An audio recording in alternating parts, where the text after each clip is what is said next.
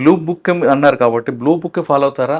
లేదా సుపీరియర్ చెప్పారని చెప్పి ఇంకొక దీనికి వైలేట్ చేస్తారా? సుపీరియర్స్ ఎప్పుడు వైలేట్ చేయమని చెప్పలేదండి. అంటే నేను చేసింది కూడా 2.5 అంటే ఆ మంత్స్ విషయం కదండి, చేశాను. జనరల్ గా బ్లూ బుక్ ఫాలో అవడం అనేది ఇంపార్టెంట్. బ్లూ బుక్కే ఫాలో అవుతాము. అందులో కాంప్రమైజ్ లేదు కదా. ఎందుకంటే వాళ్ళ సెపరేట్ సెక్యూరిటీ డిటాచ్మెంట్ ఉంటది కదా. ఆ విఐపి తోటి వచ్చిన వాళ్ళు ఒప్పుకోరు. బ్లూ బుక్ మనం ఫాలో అవ్వాల్సిందే.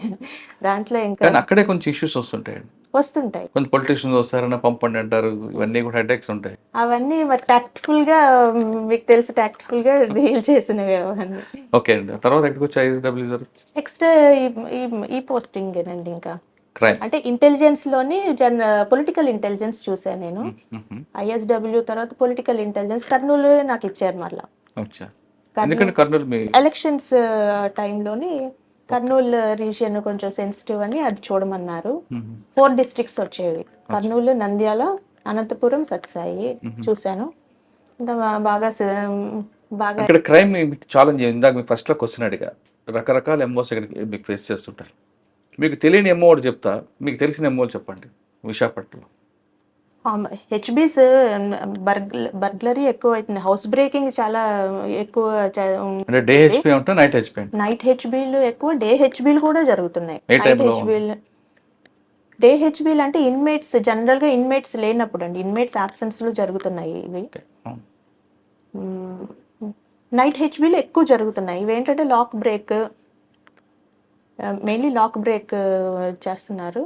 ఇంప్లిమెంట్స్ తోటి మెయిన్ డోర్ లాక్ బ్రేక్ చేయడం, లోపల కూడా బీరువాలు కూడా ఈజీగా వాళ్ళకి పాయింట్ చూసుకొని అక్కడ పెట్టి సమ్ ఐరన్ రాడ్ తోటి బీరువాలు బ్రేక్ చేయడం.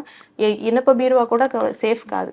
అందుకనే మేము ఇప్పుడు సీసీ కెమెరాస్ని బాగా సిపి గారు సీసీ కెమెరాస్ డెన్సిటీ పెంచమని ఎవ్రీడే చెప్తుంటారు మాకు. అందుకనే ఇప్పటికీ ఈచ్ క్రైమ్ వింగే 3700 వరకు సీసీ కెమెరాస్ పెట్టించాం. డైలీ అదొక టార్గెట్ లాగా పెట్టుకొని సిపి గారు మాతోటి సీసీ కెమెరాస్ పెట్టిస్తున్నారు. అంటే ఇప్పుడు డే నైట్ హెచ్పీ ఎక్కువ జరుగుతుందండి.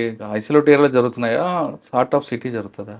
హార్ట్ ఆఫ్ సిటీ అంటే ఇప్పుడు కంచరపాలెం ఏరియా, ఆరిలోవా ఏరియా, ఏ ఏరియా దీనికి అక్కడ జరగలేదు అనేది లేదు. ఇన్మేట్స్ అబ్సెంట్ ఉంటే జనరల్గా 2 to మార్నింగ్ 4 ఆ మధ్యలోనే ఎక్కువ జరుగుతుంటాయండి. మేము అందుకనే ఒకటి సీసీ కెమెరాస్, ఇంకోటి ఎల్హెచ్ఎంఎస్ అవి కూడా ఉన్నాయి కదా. ఎల్హెచ్ఎంఎస్ కెమెరాస్ కూడా మేము ఎక్కువ ప్రొక్యూర్ చేస్తున్నాము. అవి యూస్ చేసుకోమని పబ్లిక్కి మేము చెప్తున్నా, అవేర్నెస్ ప్రోగ్రామ్స్లో కూడా చెప్తున్నాం. అవి పెట్టుకుంటే ఏంటంటే వాళ్ళు లేనప్పుడు ఒకవేళ ఎవరైనా బ్రేక్ ఇన్ అయినా కూడా ఇమీడియట్గా పోలీస్కి అలర్ట్ వస్తుంది, మాకు కనిపిస్తుంది. అది వెంటనే మేము వెళ్ళి వాళ్ళని రెడ్ హ్యాండెడ్గా పట్టుకునే అవకాశం ఉంటుంది, ప్రివెంట్ చేసే అవకాశం ఉంటుంది. సో ఇంకొక ఎంఓ అండి స్నాచింగ్స్ అండి. స్నాచింగ్స్ కూడా ఎక్కువ చేస్తున్నారు వీళ్ళు. లోకల్ వాళ్ళు ఉంటున్నారు, అదర్ డిస్ట్రిక్ట్స్ వాళ్ళు ఉంటున్నారు, అదర్ స్టేట్స్ నుంచి కూడా వచ్చి స్నాచింగ్స్ చేస్తున్నారు. స్నాచింగ్స్లో not only chains, even phones కూడా స్నాచింగ్ చేస్తున్నారు. ఇది ఎక్కువ అయింది. బైక్ మీద వచ్చి బెదిరించి స్నాచింగ్ చేయడాలి అని.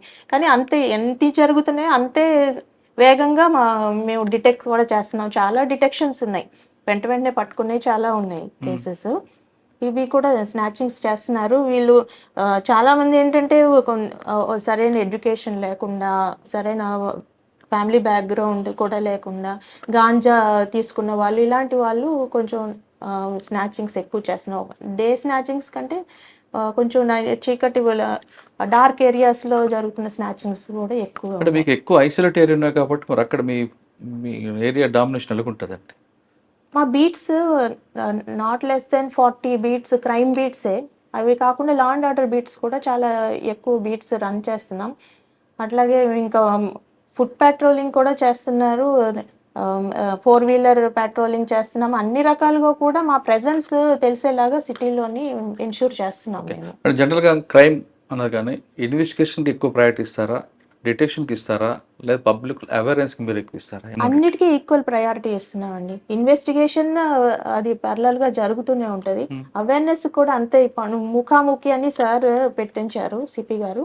ముఖాముఖి అని అవేర్నెస్ అన్నమాట.